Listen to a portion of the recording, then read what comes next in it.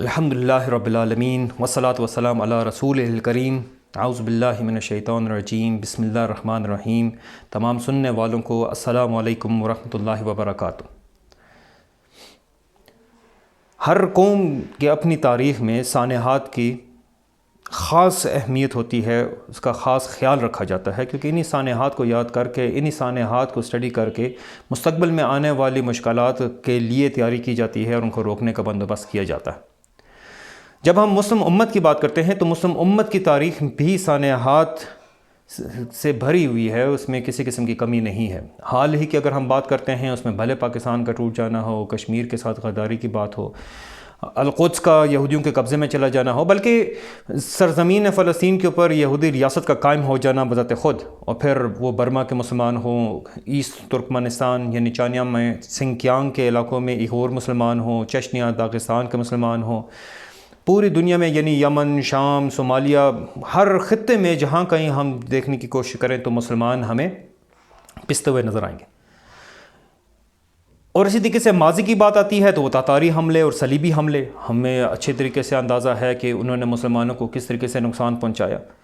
مگر ایک ایسا سانحہ ہے جس کو کہ ہم سے اوجھل رکھا گیا ہے، ہم سے چھپا دیا گیا ہے، اور میں اس کے حوالے سے آج بات کرنا چاہوں گا، اور خاص کر اس تناظر میں کہ اگر ہم تاتاری حملوں کی بات کرتے ہیں 13ویں صدی کے اندر، وہاں ایک مخصوص ٹھیک ہے خطے کے اوپر یہ سانحہ، یہ فتنہ نازل ہوا، مگر ایٹ دا سیم ٹائم ایسے بھی علاقے موجود تھے جہاں پر کہ مسلمان ان فتنوں سے محفوظ تھے، جیسے کہ ہندوستان اور مصر کی بات آتی ہے۔ اگر ہم صلیبی حملوں کی بات کرتے ہیں تو ارض مقدس یعنی بیت المقدس کے ارد گرد کے علاقوں کے اوپر ان کا سارا زور رہا، مگر اس کے علاوہ ارد گرد کے مسلمان علاقے صلیبیوں کے حملوں سے محفوظ رہے۔ مگر یہ جس سانحہ کی میں آپ کے سامنے بات کرنا چاہتا ہوں، یہ ایک ایسا سانحہ ہے کہ اس سے تمام کے تمام مسلمان دنیا کے جس خطے میں بھی موجود تھے، جہاں پر بھی تھے، جیسے بھی تھے، ہر ایک کو فرداً ہر ایک گھرانے کو، ہر ایک خاندان کو اس کا اثر اس کا پہنچا، اور وہ ہے سقوط خلافت، یعنی 3 مارچ 1924، 28 رجب 1342 ہجری کے مطابق مصطفیٰ کمال کا خلافت کو ترکی میں ختم کر دینا۔ 1918 میں جس وقت پہلی جنگ عظیم ختم ہوئی، یورپی اتحادی ممالک نے خلافت عثمانیہ کے علاقوں کے اوپر قبضہ کیا۔ 1920 میں بلکہ اپنی فوجیں خود جو ہیں تو استنبول میں بھیج دیں، خاص طور پر برطانیہ کی فوجیں وغیرہ، اور بڑے ہی پلانڈ طریقے کے ساتھ انہوں نے نہ صرف خلافت کو انڈرمائن کیا بلکہ اس کی ساکھ کو نقصان پہنچایا، اور ایٹ دا سیم ٹائم مصطفیٰ کمال کو ایک سازش، ایک منصوبے کے تحت اس وقت ترک علاقوں کے اندر بحیثیت ہیرو کے طور پر متعارف کروایا۔ خلافت کے اوپر لازم کر دیا کہ وہ اپنی تقریباً 3 ملین یعنی 30 لاکھ فوج کو ڈس بینڈ کر دے، صرف وہ 50,000 رکھ سکتی ہے۔ خلافت کے اوپر لازم کر دیا کہ وہ کسی بھی قسم کی اگر حکمت عملی کرنا چاہتا ہے تو اس کے لیے سب سے پہلے اسے NOC حاصل کرنا پڑے گا، جو برٹش آکوپائنگ فورسز ہیں ان کے کمانڈر سے۔ یعنی جس ٹائم یہ نظر بھی آ رہا ہے کہ مصطفیٰ کمال اگر ریاست کے اندر ایک بغاوت، ایک پیرالل حکومت قائم کرنا چاہ رہا ہے، تو خلافت کے ہاتھ باندھ دیے جاتے تھے کہ نہیں، آپ ان کے خلاف جو ہے تو کسی قسم کا ایکشن نہیں لے سکتے۔ خود ہی جو ہے حملے کا اعلان بھی کرنا، پھر خود ہی پسبہ بھی ہو جانا، مصطفیٰ کمال کو اس بات کا موقع دینا کہ وہ جو ہے تو اپنے آپ کو بحیثیت ہیرو کے سامنے لے کر آئے۔ اپنی مرضی کے وقت کے اوپر جس وقت مصطفیٰ کمال کو فائدہ پہنچتا ہو، مختلف ماضی کی خبروں کو نکالنا اور ان کو استعمال کرنا، جو جیسے بتایا کہ ساری کی ساری ایک پچھلے 4 سال کی تجربہ کار فوج کو ڈس بینڈ کر دینا تاکہ وہ جا کر مصطفیٰ کمال کے پاس بیٹھ جائے۔ مصطفیٰ کمال کا انقرہ کے اندر ایک پیرالل حکومت کا بنانا، پیرالل حکومت کو پھر ریکگنائز کرنا، پھر اس کو عملداری دینا، پھر اس کے ساتھ ہی نیگوشیٹ کرنا، اور ہر طریقے سے خلافت کو انڈرمائن کرنے کی کوشش کی گئی تھی۔ اور یہ سب کچھ حادثتاً نہیں ہو رہا تھا، بلکہ یہ پہلے سے ہی سوچا گیا تھا۔ وہ سائکس پیکو ایگریمنٹ کی بات ہو کہ 1915 میں روس، اٹلی، فرانس اور برطانیہ کے درمیان معاہدہ ہونے کی بات ہو، اور آلریڈی پہلے ہی سے اندازہ ان کا ہو چکا تھا، پہلے سے یہ پلان طے کر چکے تھے کہ انہوں نے خلافت کو ختم کرنا ہے اور اس کی جگہ ایک سیکولر ریپبلک نے جگہ لینی ہے۔ 3 مارچ 1924، 28 رجب 1342 ہجری، یہ قیامت صغریٰ کا دن ہے۔ یہ وہ دن ہے جس دن ہم سے ہماری حفاظت چھین لی گئی تھی. یہ وہ دن ہے جس دن رسول اللہ صلی اللہ علیہ وسلم کی وفات کے بعد جب ابو بکر رضی اللہ تعالیٰ عنہ خلیفہ بنے، اور ان کے بعد عمر رضی اللہ تعالیٰ عنہ، اور ان کے بعد عثمان رضی اللہ تعالیٰ عنہ، اور ان کے بعد علی رضی اللہ تعالیٰ عنہ، اور یہ سلسلہ خلفاء کا اسی طریقے سے چلتا رہا، اور 1924 میں پھر یہ سلسلہ بند کیا گیا مصطفیٰ کمال کے ہاتھوں.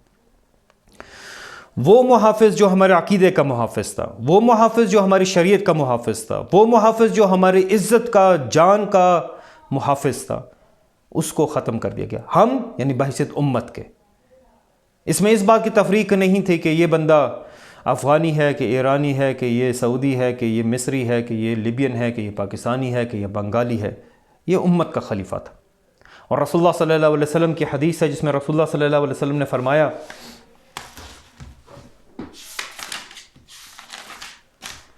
کہ بے شک میں فتنے دیکھ رہا ہوں جو تمہارے گھروں میں بارش کے قطروں کی طرح داخل ہو رہے ہیں. اور یہ امام بخاری اور امام مسلم کی متفق علیہ حدیث ہے. بے شک اس سے پہلے بھی بہت سارے فتنے اور بہت سے مصاحب، بہت سے سانحات آئے، جیسے کہ ہلاکو خان کی بات کی، چنگیز خان کی بات کی، صلیبیوں کی بات کی. مختلف جگہوں پر مختلف وقتوں میں مختلف طریقوں سے ہمارے اوپر مصیبتیں آتی رہیں، مگر کبھی بھی ایسی سچویشن نہیں تھی کہ وہ فتنے تمام مسلمانوں کے گھروں میں بھی داخل ہو سکیں. خلافت کے چلے جانے کے بعد بھلے وہ قوم پرستی کی بات ہو، بھلے وہ سیکولرزم کی بات ہو، ہمارے گھر محفوظ نہیں رہے، ہمارے محرمات محفوظ نہیں رہے، ہمارا عقیدہ محفوظ نہیں رہا، قرآن کے اوپر حملہ، ہمارے نبی اکرم صلی اللہ علیہ وسلم کی ذات کے اوپر حملے، ان کی شان میں گستاخیاں، ان کے ساتھ یعنی ہر طریقے سے کہیں پر جھوٹے انبیاء کو پیدا کیا جاتا ہے، کہیں ان کو دفاع کیا جاتا ہے، کہیں ان کو ترویج دی جاتی ہے، کہیں پر ان کی شان میں گستاخی کرنے والوں کو پروٹیکٹ کیا جاتا ہے، ان کو تحفظ دیا جاتا ہے، بلکہ ان کی باتوں کو، ان کے کام کو پلیٹ فارم دیا جاتا ہے جس کے ذریعے سے وہ باتیں آگے پھیل سکتی ہیں. ہمارے اقدار کے اوپر ڈائریکٹ حملہ، ہمارے عقائد کے اوپر ڈائریکٹ حملہ، ہمارے یعنی دین اور شریعت کے احکام کے اوپر ڈائریکٹ حملہ، چاہے اس کا تعلق وراثت کے ساتھ ہو، کہ شہادت کے ساتھ ہو، کہ وہ حدود کے ساتھ ہو، کہ وہ اسلام کے اقتصادی نظام کے ساتھ ہو، اسلام کے سیاسی نظام کے ساتھ ہو، یا اسلام کے فارن پالیسی کے ساتھ ہو، یا اسلام کے نظام تعلیم کے ساتھ ہو. ہر طرف سے تابڑ توڑ حملے جو ہیں تو شروع ہو گئے. قومی اجتماعی سطح کے اوپر مسلمان نہ صرف شکست تو کھا چکے تھے، انڈونیشیا سے لے کر مراکش تک تمام کے تمام ہماری سرزمینیں کہیں پر ولندیزیوں کی، کہیں فرانسیسیوں کی، اور کہیں برطانوی افواج کی کالونیز بنی ہوئی تھیں. ہمارے گھروں کے اوپر، ہمارے ایجوکیشن کے انسٹیٹیوشنز کے اوپر ان کا راج تھا. ہمارے کریکلمز یہ بنا رہے تھے، ہمیں بتا رہے تھے کہ پروگریسو کیا ہوتا ہے، لبرل کیا ہوتا ہے، سیکولر کیا ہوتا ہے، اور ہمیں بتایا جا رہا تھا کہ آگے بڑھنا ہے تو آپ کو اپنا قرآن، آپ کو اپنی حدیث، آپ کو اپنی شریعت چھوڑنی ہوگی، اور آپ کو بننا ہوگا پروگریسو، آپ کو بڑھنا ہوگا لبرل، آپ کو بڑھنا ہوگا سیکولر، تبھی آپ آگے بڑھ سکتے ہیں، ورنہ آپ کے لیے آگے بڑھنے کا راستہ نہیں. ہمارے گھروں میں، ہمارے ذہنوں کے اندر تک ان کی اثر جو ہے تو پہنچنا شروع ہو گیا. یہ وہ بارش ہے جس کا رسول اللہ صلی اللہ علیہ وسلم نے ذکر کیا کہ بے شک میں فتنے دیکھ رہا ہوں جو تمہارے گھروں میں بارش کے قطروں کی طرح داخل ہوں گے. اس کے سامنے صرف اور صرف ایک ہی رکاوٹ تھی، اور وہ تھا خلافت. رسول اللہ صلی اللہ علیہ وسلم کی حدیث مبارک کا مفہوم ہے کہ اسلام کی گرہیں ایک ایک کر کے کھولی جائیں گی، اور سب سے پہلی گرہ جو ہوگی تو وہ امامت کی ہے، خلافت کی، اور آخری گرہ نماز کی ہوگی. کیوں؟ جسے تسبیح میں تمام دانوں کے محافظ، اس کا سب سے بڑا دانہ جس کو امام کہا جاتا ہے وہ ہوتا ہے. جس ٹائم وہ دانہ اگر سب سے بڑا دانہ بیچ میں سے ٹوٹ جائے تو پوری کی پوری تسبیح، تمام کے تمام دانے جو ہوتے ہیں تو وہ بکھر کے رہ جاتے ہیں. یہی حیثیت خلافت کی، یہی حیثیت خلیفہ کی مسلم امت کے لیے ہے کہ اس نے روک کے رکھا ہوا تھا مسلمانوں کے اوپر آنے والے سانحات اور فتنوں کو، اور اس کا سدباب کرنے کے لیے کچھ نہ کچھ وہ تیاری کرتے رہتے تھے. اور خلافت کے نہ ہوتے ہوئے وہ بھلے جو ہے تو مسلم دنیا کا کالونائز ہونا ہو، بھلے اس کا جو ہے تو اس کے بعد آنے والے سانحات کی بات ہو کہ اس میں فلسطین کی زمین کے اوپر اسرائیل کا بن جانا ہے، کہ اس کا کشمیر کا ہمارے ہاتھ سے نکل جانا ہے، کہ وہ برما کے مسلمانوں کی بے سر و سامانی ہو، کہ افغانستان ہو، یمن ہو، شام ہو، کہ ایغور کے مسلمان ہوں. ان سب کی بنیادی وجہ صرف اور صرف ایک ہی ہے کہ وہ خلافت نہیں. وآخر دعوانا الحمدللہ رب العالمین.